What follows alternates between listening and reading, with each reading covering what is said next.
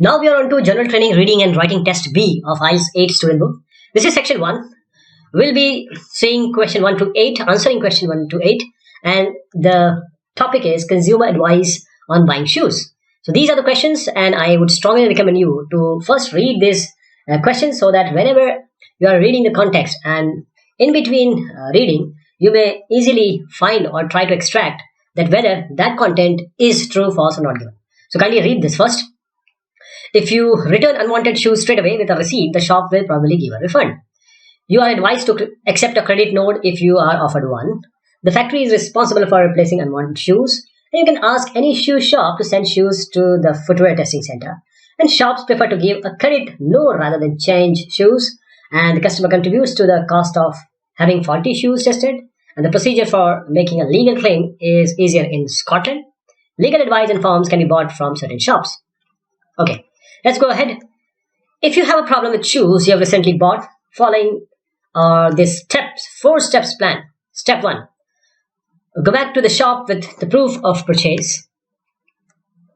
If you return faulty shoes at once, you have a right to insist on a refund. It is also likely that you will get one if you change your mind about the shoes and take them back immediately. But if you delay or you have had some use out of the shoes, no, the shop may not give you all your money back. It depends on the state of the shoe and how long you have had them. If you are offered a credit note, you don't have to accept it. If you accept it, you will usually not be able to exchange it for cash later. So you may be left with an unwanted credit note if you cannot find any other shoes you want from the shop. The shop may want to send the shoes back to the head office for inspection. This is fair and could help to sort things out. But don't be put off by the shop which claims that it's the manufacturer's responsibility. This isn't true. It's the shop's legal duty to put things right. Step 2. If you don't seem to be getting anywhere, you can get help. Free advice is available from Citizens Advice Bureau. Get the address from your telephone book or from local trading standards department. Again, consult the telephone directory under country, county, regional or borough council. All these departments have people who can advise you about faulty goods and what to do with them. Step 3. Most shops are covered by footwear code of practice. If the shop are dealing with it covered, you can ask for the shoes to be sent to the footwear testing center for an independent opinion. The shop has to agree with whatever the resulting reports say. There is a charge of $21 and you pay 7 and the shop pays the rest. That means that will be 15 on behalf of the shop. Then step 4, as a last resort, you can take your case to the court. This is not as difficult as it sounds. This small claims procedure for amount up to 1,000, that is $750 in Scotland, is cheap, easy and informal way of taking legal action. The relevant forms are available from your nearest county court, or in Scotland, the sheriff court. You can get advice and leaflets from the Citizens Advice Bureau. This one, earlier we mentioned about this. Alternatively, some bookshops sell advice packs which contains the relevant forms. Right? These are relevant forms. Now let us try to answer question 1 to 8. First is, if you return unwanted shoes straight away with a receipt, the shop will probably give you a refund. This is true. And you are advised to accept a credit note if you are offered one. And this is false, because once you accept it, you will not be able to get any cash later. The factory is responsible for replacing unwanted shoes, and this is false. You can ask any shoe shop to send shoes to footwear testing center, and 4 is false. You can only ask the shop from which you have taken. Shops prefer to give a credit note rather than change shoes. And 5 is not given. You'll be tempted to answer this in false, but it is not given actually. The customer contributes to the cost of having faulty shoes tested, and this is true, and that is $7. Means in this case, £7. The procedure for making a legal claim is easier in Scotland, and this is not given. And G. Legal advice and forms can be bought from certain shops. Well, this is true. Coming to questions from 9 to 14, lost cards. And these are the questions. What should you do first if you lose a credit card? Credit card shield is, when contacted, card protection system company will and you are fully covered by both banks and shop if you lose. If you have written your personal number on a stolen card, you may have dash. And what happens if your cash card is stolen? So before going to section 2, let us try and read this and then answer the questions. So if you discover that your credit card, checkbook, debit card or a cash card is missing, telephone the credit card company or bank as soon as possible. Follow this up with a letter. If you suspect theft, tell the police as well. In most circumstances, provided you act quickly, you will not have to pay any bills which a thief runs up on your account. Most home insurance policies will also cover you against even this limited risk. Because plastic money is now so common, central registration schemes such as credit card shield, card protection system exist to help customers whose cards are lost or stolen. Under the schemes, you file details of all your cards, including cash cards and account cards issued by shop, with the central registry for a small annual fee. Then, if any or all of your cards are stolen, you need to make only one phone call to the registry, which is open around the clock 365 days a year. As soon as you have called, your responsibility for any bills run up by the thief ends, and the scheme staff make sure that all the companies whose cards you had are notified. What you stand to lose on a stolen card? Credit card. You'll not pay or have to pay more than £50 of the bills a thief runs up with your card. If you report the loss before the card is used, you will not have to pay anything. Check and guarantee card. Unless you have been careless or signing blank checks, so you will not have to pay for any forged checks a thief uses. The bank or shop that accepts them will have to bear the loss. Then coming to debit card, Switch or Visa Delta. The banks operate a system similar to that of the credit cards in that you are liable for bills up to, again, £50. If your cash card is stolen legally, you can be made to pay back any sums a thief withdraw using your card, right? But only up to the time you report the loss and up to this much amount, 50, unless the bank can prove your gross negligence, such as writing your personal identification number on your card. Never keep your card and a note of your personal number, which does not appear on the card together. Memorize your personal number if possible, and if you must make a note of it, disguise it as something else, say a telephone number. The same rules and precautions apply to a credit card used as a cash card. Okay, now let us try to answer. First is ninth. We have already read this, so we are aware that what could be the answer. What should you do first if you lose a credit card? Contact your insurance company, write a letter, contact the police, or make a phone call. And 9 is D, followed by the letter. Credit Card Shield is an insurance company which deals with card theft, a system of registering people's card detail, an emergency telephone answering service, and agency for finding lost or stolen cards. And this will be your 10 B, a system for registering people's card details with a small fee. Then, when contacted, the card protection system company will inform the police about the loss of the card, get in touch with the relevant credit card companies, ensure the lost card is replaced, and give detail about the loss of the card to shop. So this is B, get in touch with the relevant credit card companies. 12. You are fully recovered by both banks and shop if you lose. Fully covered by both banks and shops. If a check that is signed but not otherwise completed, a blank signed check, a switch card, or a credit card. So answer is your B. A blank signed check. You are fully covered with both banks and shop if you lose this. 12 is B. 13. If you have written your personal number on a stolen card, you may have joined a different credit card protection scheme, pay up to 50 for any loss in card, pay for anything the thief buys on it, and change your account to a different bank. Again, the answer will be C. Pay for anything that thief buys on it, because this is your problem. This is the fault on your part, which the company or the bank is not going to bear. 14. What happens if your cash card is stolen? 14.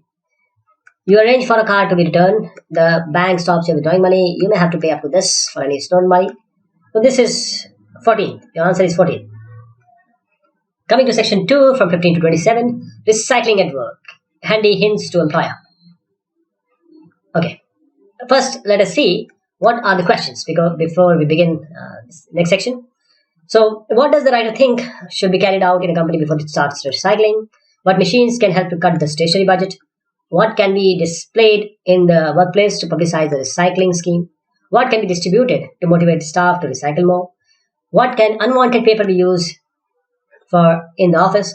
and what can be bought to cut down on the waste produced by staff refreshments, and where can unwanted PCs be sent. Now, let us go ahead with reading. Recycling at work, handy hints to employers. It is estimated that avoidable waste costs UK businesses up to 4.5% of their annual revenue. Reducing waste in the workplace is about being efficient. By becoming more efficient, businesses not only increase profits, but they also save natural resources.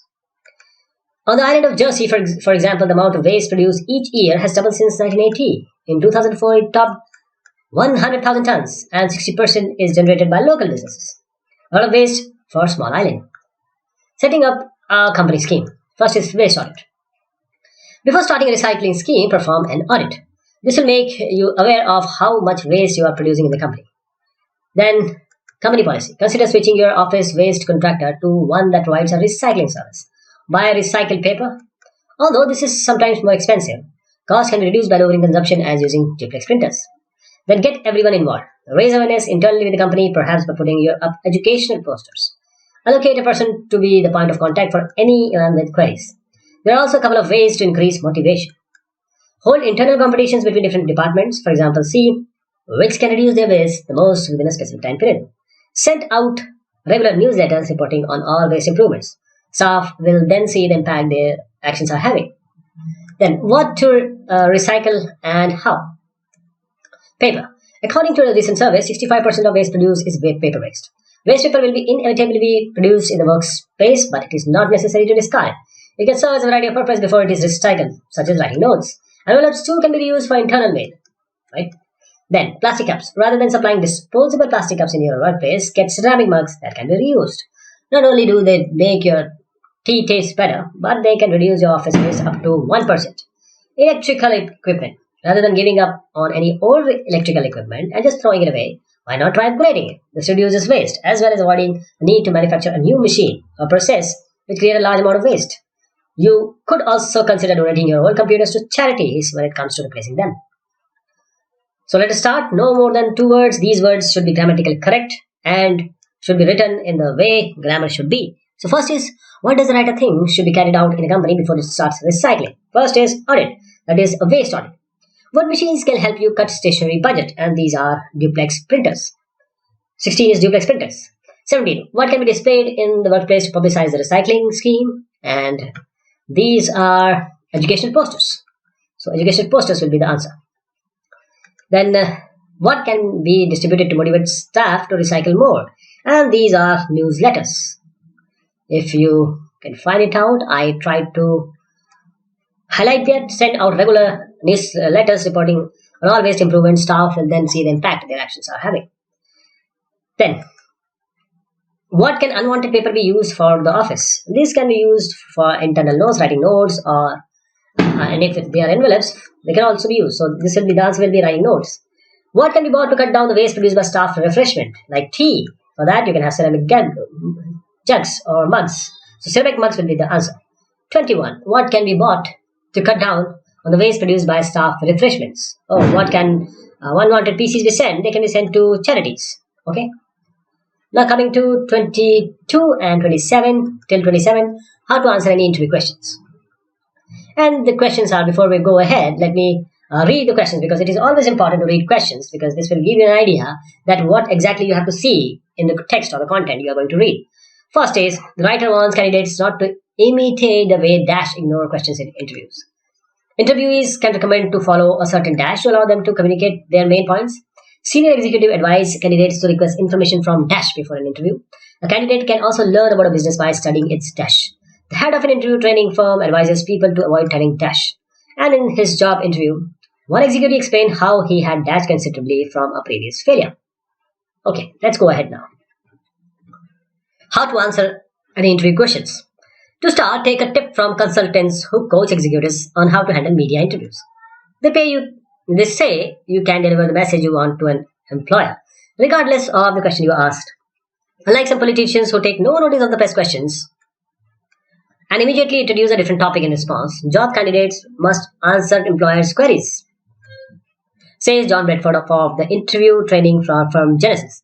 However, you can quickly make the transition from your answer to the important points you want to convey about your qualification, he says. He advises candidate at job interviews to apply the formula. This one, Q is equal to A plus 1, Q is the question. A is the answer, plus is the bridge of the message you want to deliver, and 1 is the point you want to make. Diligent preparation is also necessary to effectively answer any interview question. Say senior executives, they give you a number of useful tips. Learn as much as you can beforehand. So learn. Ask company employee questions, company employees questions prior to job interviews to gain as much insight as you can. If the company is publicly owned, find out how viable it is by reading shareholders' reports. You can then tailor what you say to the company's issues. Be prepared for questions that require you to show how you handle difficult challenges. These questions require stories in response, but as it's unlikely that you will have one that fits every situation, try to recall some from your past experience that show how you cope with the range of issues. Count on being asked about a past mistake or blemish on your career record, and don't try to dodge the issue. Miss Murphy, president of Murphy Group, a media interview training firm, say that it's important to steer clear of lies at all costs. Just answer the questions and move on. When discussing a mistake, focus on positive outcomes. You learn as much as dropping the ball as you do by catching it. Say senior executive Mr. Friedman. When he was being interviewed for his current job, he mentioned he had been involved in many successful turnarounds and one that failed. And I said how I would benefited in many ways from going through that experience, he says. No more than 2 words grammatically correct. Okay, 22. The writer wants candidates not to imitate the way politicians ignore questions in the interview. 23. Interviews can recommend to follow certain dash to allow them to communicate their main points. Certain, the answer would be formula. That is, Q is equal to A plus 1. Senior executive advise candidate to request information from dash before an interview, and these are company employees. A candidate can also learn about a business by studying its reports, shareholder reports. The head of an interview training firm advises people to avoid telling lies. In his job interview, one executive explained how he had dashed considerably from a previous failure. He had benefited. BENEFITTED. Now the section 3, 28 to 40. This is our final section. Questions 28 to 40. The topic is talking point. And these are the questions 28 to 31, true, false, not given, and then 32 to 38. You have to link the list of people with the statements. Okay, and then finally we have 39 and 40. So you choose 2 letters A and F.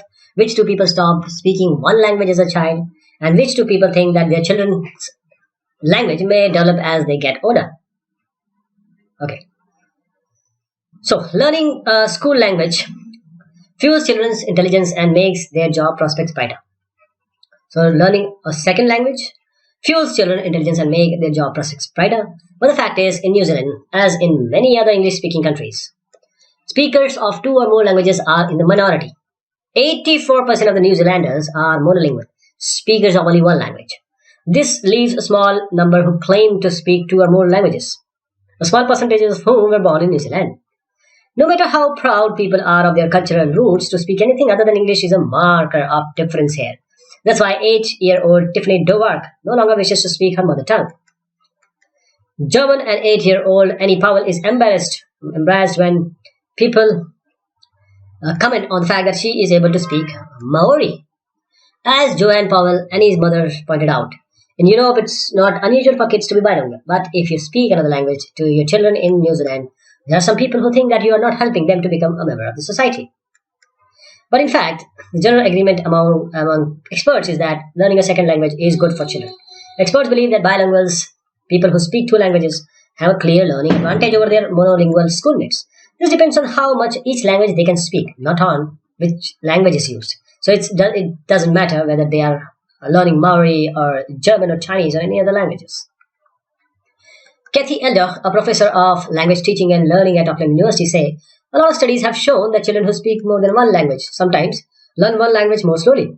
But in the end, they do as well as their monolingual class schoolmates, and often better in other subjects.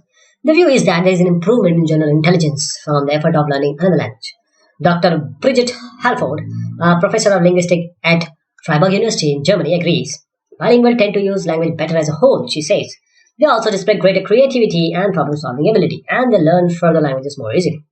So, with all the benefits, why do we not show more enthusiasm for learning other languages? Parents and teachers involved in bilingual education sit pressure from friends at school, general attitudes to other languages in English-speaking countries, and problems in the school systems are to blame. In New Zealand, immigrants face the possibility of culture being lost along with the language their children no longer wish to speak. Tiffany's mother, Susan Warak, has experienced this when she and husband Dieter left Germany 60 years ago and started a new life in New Zealand. They thought it would be the perfect country to raise their 2-year-old son as a bilingual. After all, bilingual Turkish families in Germany were normal, and Susan has read all the books she could find on the subject. We have seen Maori, so this is the language spoken by Maori people, the first native people of New Zealand. Then, the idea was to have home as a German language environment and for Tiffany to learn English at nursery school. But when Tiffany went to nursery school, she stopped talking completely. She was quiet for about 2 to 3 months. Then she took up talking again. It was only in English. Concerned with her language development, Dieter started speaking English to his daughter, while Suzanne continued in German. Today, when Susan speaks to her daughter in German, she still answers in English, or sometimes she speaks half and half. I checked with her teacher, and she very seldom mixes up German or English at school. She speaks English like a New Zealander. It's her German that's behind, says Suzanne. Professor Halford, also a mother of 2 bilingual children, says it's normal for kids to refuse to speak their home language at the stage when they start to socialize with other kids in the kindergarten or school.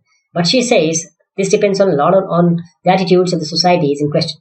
In monolingual societies like New Zealand, kids want to be like all the others and sometimes use bilingualism as one of the battlefields for finding their own identity in contrast to that of their parents. She supports Suzanne's approach of not pursuing her daughter. Never force the child to use a specific language. Just keep using it yourself.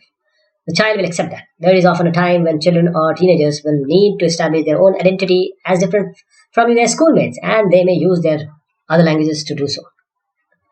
Kathy Elder thinks immigrants' parents should only speak English to their children if they are able to use English well themselves. What parents should do is provide rich language experience for their children in whatever language they speak well. They may feel like outsiders and want to speak in local language, but it is more important for the child's language development to provide a lot of language experience in any language. There can be differences between children in attitudes to learning languages. Suzanne Warak's 2-year-old son, Daniel, is already showing signs of speaking German and English equally well. While her ideal scenario hasn't happened with Tiffany, she is aware that her daughter has a certain bilingual ability which, although mainly passive at this stage, may develop later on. Joanne Paul feels the same way about her daughter, Annie. Annie, at the moment, she may not want to speak Maori, but that's okay because she'll pick it up again in her own time. It's more important that she has the ability to understand who she is. By learning another language, she can open the door to another culture. Donna Chan, 25, a marketing specialist for IBM, arrived here with her parents from Hong Kong when she was 4. She also remembers refusing to speak Chinese when she started primary school, but now she appreciates she had a chance to be bilingual. It's quite beneficial speaking another language in my job. Last year, my company sent me to trade fair in Hong Kong because I could speak Chinese. Being bilingual definitely opened doors, she says. So let us now try an answer, true, false, not given. First is 28. So most people who speak second language in New Zealand were born in another country. This is quite true. Most New Zealanders believe it is good to teach children a second language. Well, this is not given. Chinese is the most common foreign language in New Zealand. 30. This is also not given. Some languages develop your intelligence more than others. 31. This is false. Now, look at the following sentence 32, 38 and match them with list of people. Children learning 2 languages may learn 1 language faster. And this was Kathy Elder. It was been unexpectedly difficult to raise a bilingual child in New Zealand. And this was Susan Warak. Her daughter sometimes speaks a mixture of 2 languages. 34. And this is again Susan Warak. Children attitudes to language depend on general social attitudes. 35. And this is Bridget Halford. It is not important which language parents speak with their children. 36. And this was Kathy Heller. Learning a school language provides opportunities to learn other culture. 37. And this was Donna Chen. And speaking a second language provides work opportunities. Again, this is Donna Chen. And let me again tell you that this 37 was actually Joanne Powell. Learning a second language provides opportunities to learn other cultures. So this is a correction is there. 37 is D. Now to question number 39. That is two letters A and F. A to F, sorry. Then write the correct letters in box 39 on your answer sheet. So which two people stopped speaking one language as a child? So there are two. The first one of 39 is Donna Chan, and the other is C, Tiffany Warrack. Then A to F, again two letters. 40, which two people think that their children's language may develop as they get older? And 40 is Susan Warrack, and finally Joanne Powell. So this was test B of general training. Thank you so much. Take care.